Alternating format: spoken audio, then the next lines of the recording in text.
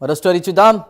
Vote ప్రజాస్వామ్యంలో ఒక సాధారణ హక్కు కాదు, అది ఒక పౌరుడి శక్తి, ఒక నిర్ణయం, ఒక భవిష్యత్తు. కానీ అదే ఓటు ఒక్కసారిగా జాబితా నుంచి కనుమరుగైతే అదే ప్రశ్న ఇప్పుడు పశ్చిమ బెంగాల్ రాజకీయాల్లో పెద్ద చర్చకు దారితీస్తోంది. ముఖ్యంగా రాష్ట్ర ముఖ్యమంత్రి మమతా బెనర్జీ పోటీ చేస్తున్న భవానీపూర్ వంటి హై ప్రొఫైల్ నియోజకవర్గంలో ఓటర్ల సంఖ్య దాదాపు 25% వరకు తగ్గిపోవడం కేవలం గణాంక మార్పు మాత్రమేనా, లేక దీని వెనుక మరింత పెద్ద కథ ఉందా? స్పెషల్ ఇంటెన్సివ్ రివిజన్ అంటే ఓటర్ల జాబితాను శుద్ధి చేసే సాధారణ ప్రక్రియగా చెప్పబడుతున్న అదే ప్రక్రియ తర్వాత వేల సంఖ్యలో ఓట్లు తొలగించడం ఇప్పుడు అనుమానాలకు తావిస్తోంది. చిరునామా మార్పు, గైర్హాజరు, మరణం, డూప్లికేట్ ఎంట్రీలు ఇవన్నీ కూడా కారణాలుగా చెప్తున్నప్పటికీ ఒకేసారి ఇంత పెద్ద స్థాయిలో పేర్లు తొలగించడం సహజమేనా అన్న ప్రశ్న ముందుకొస్తోంది. అయితే ఇదే సమయంలో ఈ పోరులో బీజేపీ కీలక నేత సుబేందు అధికారి బరిలో ఉండడంతో భవానీపూర్ పోటీ మరింత హై వోల్టేజ్గా మారింది.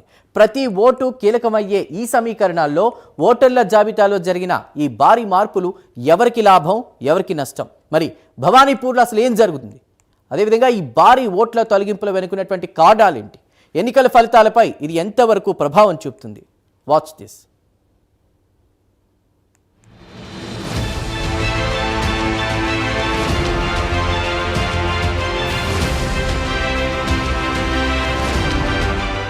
పశ్చిమ బెంగాల్ రాజకీయాల్లో మరోసారి చర్చనీయాంశంగా మారాయి. సేవ్ ప్రక్రియ ద్వారా ఓట్ల తొలగింపు తర్వాత కీలక మార్పులు చోటు చేసుకున్నాయి. అధికార పార్టీకి ప్రతిష్టాత్మకంగా నడిచిన భవానీపూర్ అసెంబ్లీ సీటులో ఓటర్ల సంఖ్య ఒక్కసారిగా గణనీయంగా తగ్గడం ఇప్పుడు రాష్ట్ర వ్యాప్తంగా మాత్రమే కాకుండా దేశవ్యాప్తంగా కూడా పెద్ద చర్చకు దారితీస్తోంది. ముఖ్యంగా రాష్ట్ర సీఎం మమతా బెనర్జీ పోటీ చేస్తున్న ఈ నియోజకవర్గంలో జరిగిన మార్పులు రాజకీయంగా ఎంత ప్రభావాన్ని చూపుతాయన్న దానిపై అందరి దృష్టి కేంద్రీకృతమైంది. ఇదే సమయంలో బీజేపీ నేత సువేందు అధికారి కూడా బరిలో ఉండటం ఈ పోటీ మరింత హై వోల్టేజ్గా మారింది.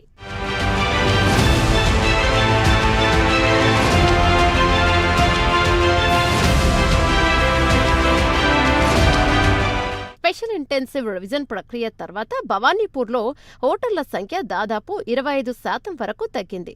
సెర్ ప్రక్రియకు ముందు ఈ నియోజకవర్గంలో మొత్తం 2,06,295 మంది ఓటర్లు ఉండగా ఇప్పుడు ఆ సంఖ్య గణనీయంగా తగ్గడం అనేక అనుమానాలకు తావిస్తోంది. మొత్తం 51,000 మంది ఓటర్ల పేర్లు తొలగించబడ్డాయి. అదే సమయంలో కొత్తగా కేవలం 18 మంది మాత్రమే ఓటర్ లిస్టులో చేరారు. ఇక ఈ తొలగింపులు ఒక్కసారిగా జరగలేదు. మొదటి దశలోనే 44,787 మంది పేర్లు తొలగించబడ్డాయి. రెండో దశలో మరో 2,342 మంది జాబితా నుంచి తొలగించబడ్డారు. చిరునామా మార్పు, గైర్హాజరు, మరణం, డూప్లికేట్ ఎంట్రీలు లేదా అన్మ్యాప్డ్ కేటగిరీలను కారణంగా చూపిస్తూ ఓట్లు తొలగించారు.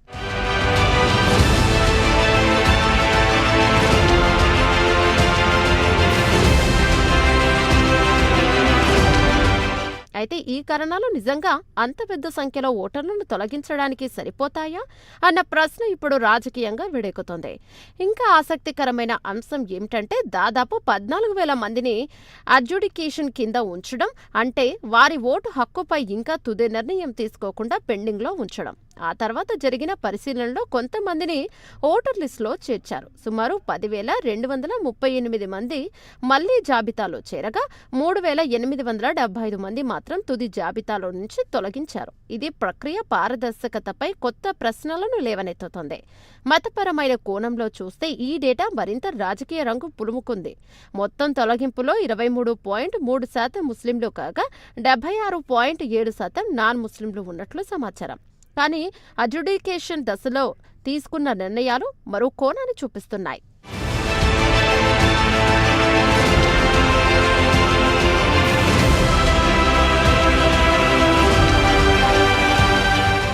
మరోవైపు సప్లిమెంటరీ జాబితాలో తొలగించబడిన వారిలో దాదాపు 40% ముస్లింలు ఉండటం గమనించదగ్గ విషయం. మరోవైపు తుది జాబితాలో ముస్లింల తొలగింపు 7.7% మాత్రమే ఉండగా నాన్ ముస్లింల తొలగింపు 92% వరకు ఉంది. ఇంకా లాజికల్ డిస్క్రిపెన్సీ అనే కేటగిరీలో ముస్లింల వాటా 52% వరకు ఉండటం కూడా అనేక ప్రశ్నలకు దారితీస్తుంది. అదే సమయంలో అమెండ్స్ షిఫ్టెడ్ డెడ్ లేదా డూప్లికేట్ కేటగిరీలో ముస్లింల శాతం వారి జనాభా నిష్పత్తికి దగ్గరగా ఉండటం గమనించదగ్గ విషయం. అంటే కొన్ని కేటగిరీలో నిష్పత్తి సహజంగా ఉండగా మరికొన్నింటిలో భారీ వ్యత్యాసాలు కనిపిస్తున్నాయి.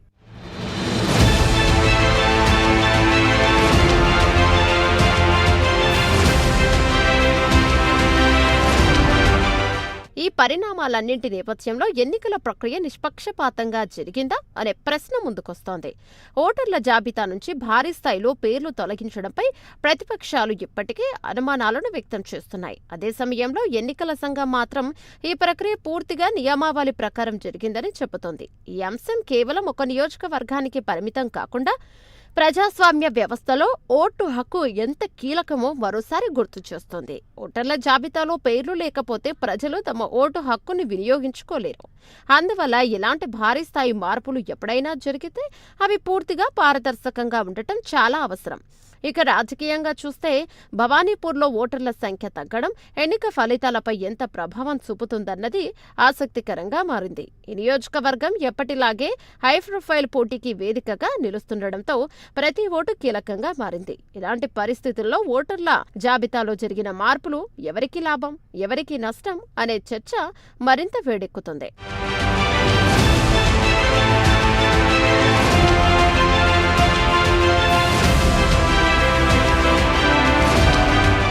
మొత్తం మీద ఈ వ్యవహారం ఒక సాధారణ ఎన్నికల ప్రక్రియ కాదని, రాజకీయ సామాజిక పరిపాలన అంశాలన్నీ కలిసిన సంక్లిష్ట పరిస్థితిగా మారింది. రాబోయే రోజుల్లో ఈ అంశంపై మరిన్ని వివరాలు వెలుగులోకి వచ్చే అవకాశం ఉంది.